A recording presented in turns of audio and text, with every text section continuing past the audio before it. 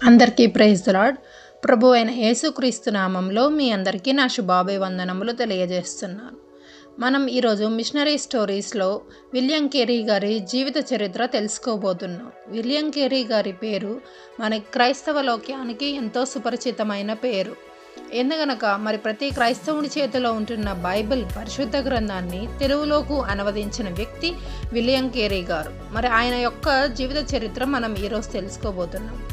William Carey గారు 1761 సంవత్సరం August 17న ఇంగ్లాండ్లోని ఎడ్మండ్ ఎలిజబెత్ కేరీ దంపతులకు జన్మించారు. వీరికి 5 సంతానం. అందులో విలియం కేరీ గారు పెద్ద కుమారుడు. కేరీ సంతానం తన తల్లిదండ్రులు చిన్నప్పటి నుంచి ఎంతగానో దైవభక్తిలో పెంచడం జరిగింది. వారి పిల్లలను 14 ఏళ్ల ప్రాయంలో తన కుటుంబ ఆర్థిక పరిస్థితుల రీత్యా ఒక చెప్పులు కుట్టే వ్యక్తి దగ్గర పనిని ప్రారంభించాడు కేరీ గారు. అతడు చెప్పులు తయారు చేయడం, కుట్టడం నేర్చుకున్నాడు. తన వృత్తి పట్ల ఆయన ఎప్పుడూ సిగ్గుపడేవారు కారు. తాను సంఘానికి క్రమం తప్పకుండా హాజరయ్యేవాడు. కానీ నేను పాపిని, నా పాపముల నిమిత్తమై యేసుక్రీస్తు శిలువలో మరణించి తిరిగి లేచాడు అనే మారు మనసు రక్షణ లేదు. విలియం కేరీ గారికి 17 సంవత్సరాల వయసులో ఆయన రక్షణ పొందుకుని ఇంతకు ముందు కంటే ఎక్కువగా బైబిల్ని చదవడం ప్రారంభించారు. ఎంతో ఆసక్తి చూపిస్తూ బైబిల్ని చదివేవారు. ఆయనకి 20 సంవత్సరముల వయసులో డోరతీతో వివాహం జరుగుతుంది. ఆయనకి 31 సంవత్సరాల వయసు వచ్చేటప్పటికి ఆయన 7 వివిధ విదేశ భాషల్లో బైబిల్ని చదవడం జరిగింది. ఆయన ఆ క్రమంలో దేవుడి పట్ల, దేవుడి వాక్యం పట్ల ఎంతగానో భారం కలిగి, నశించిపోచిన ఆత్మల పట్ల ఎంతగానో భారం కలిగి ఉండేవారు. ఆ సమయంలో ఆయనకి ఒక స్కూల్లో మాస్టర్గా కూడా చిన్న ఉద్యోగం దొరకడం జరుగుతుంది. స్థానిక సంఘంలో ఒక కాపరిగా కూడా నియమింపబడతారు.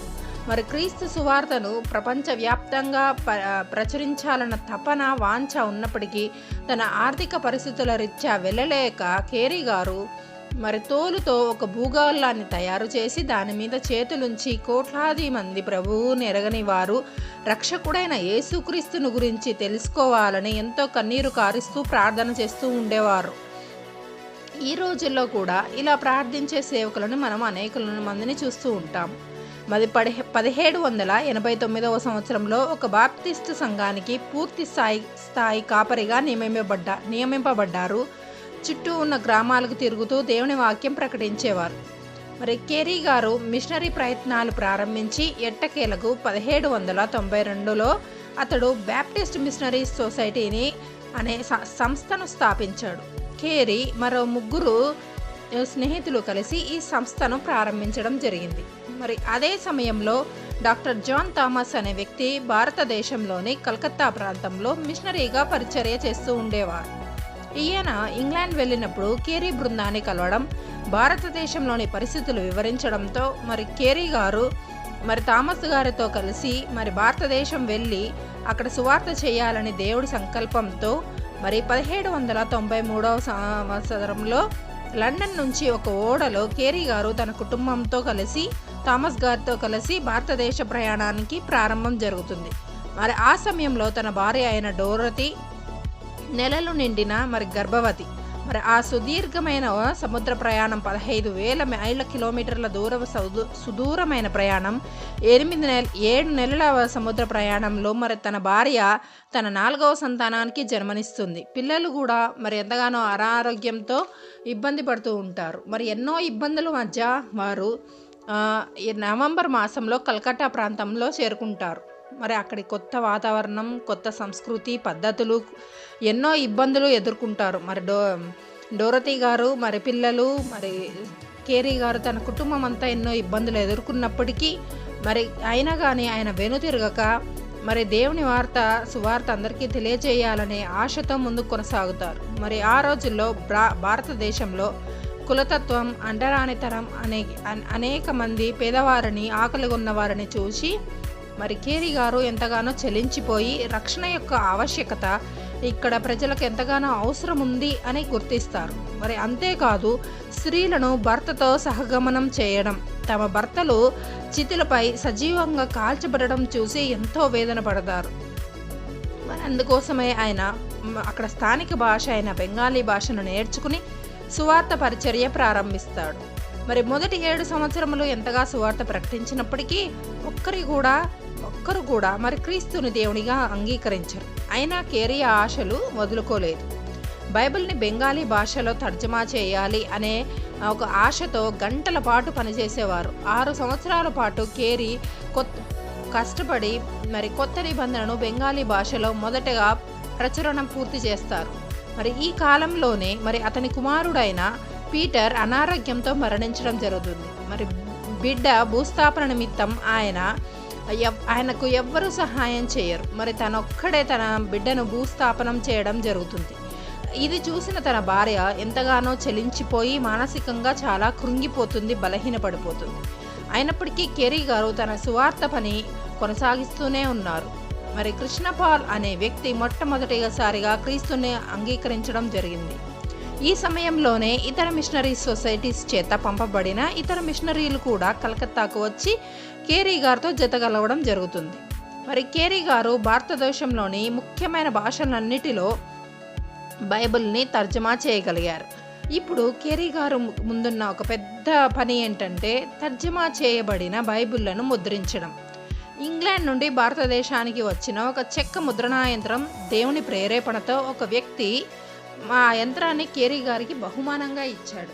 కేరీ గారి ఆనందానికి అవధులు లేవు. దేవుడికి ఎంతగానో కృతజ్ఞతాస్తుతులు చెల్లించి తన స్నేహితులతో కలిసి బెంగాలీ భాషలో బైబిల్ని ముద్రణ చేయించడం జరిగింది. ఆ తర్వాత సంస్కృతంలో కూడా బైబిల్ని ముద్రించారు.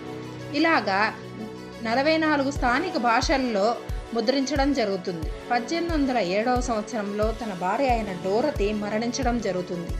కేరీ గారు ఎంతగానో కృంగిపోతారు. మరి అదే సమయంలో ఆయనకు తీవ్రమైన మలేరియా జ్వరంతో మరి తాను ప్రాణం పోయే పరిస్థితిని కూడా ఎదుర్కోవడం జరుగుతుంది.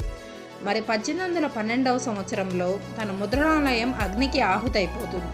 మరి అదే సమయంలో మరి ఆయన ఎన్నో సంవత్సరాలు సుమారు 10 సంవత్సరాలు కష్టపడి చేసిన పనంతా పేపర్లన్నీ అగ్నికి ఆహుతైపోతాయి. కేరీ గారు ఎంతగానో కృంగిపోతారు. దేవుడు తనకు శ్రేష్టమైన మరొక దానిని అనుగ్రహిస్తాడని ఎంతో నమ్మకంతో విశ్వాసంతో ముందుకు అడుగులు వేయడం జరుగుతుంది.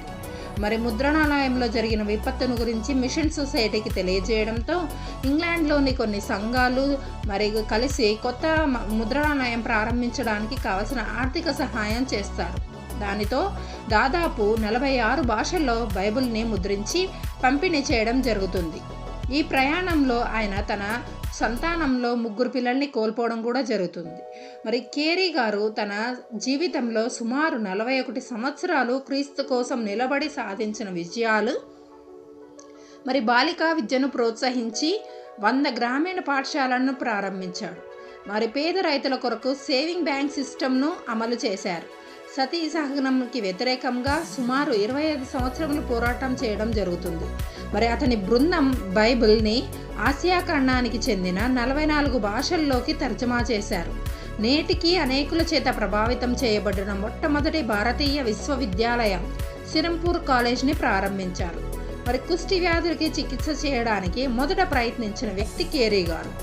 సంస్కృతి, బెంగాలీ, పంజాబీ, తెలుగు భాషల్లో నిఘంటువులను సేకరించారు. పుస్తకాలు అద్దెకిచ్చే మొట్టమొదటి గ్రంథాలయం ప్రారంభించారు.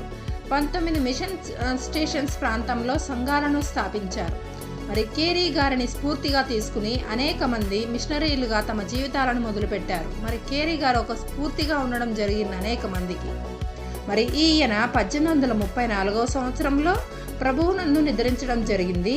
మరి ఆయన తన చివరి ప్రార్థన, దౌర్భాగ్యమైన పేద నిస్సహాయ పురుగు వంటినైన నేను నీ దయగల హస్తములకు నన్ను నేను అప్పగించుకుంటున్నాను అని ప్రార్థిస్తూ ఆయన మరణించడం జరిగింది. మరి ఈ మాటలే మనము ఆయన సమాధి పైన కూడా రాయబడి ఉండడం చూస్తాము.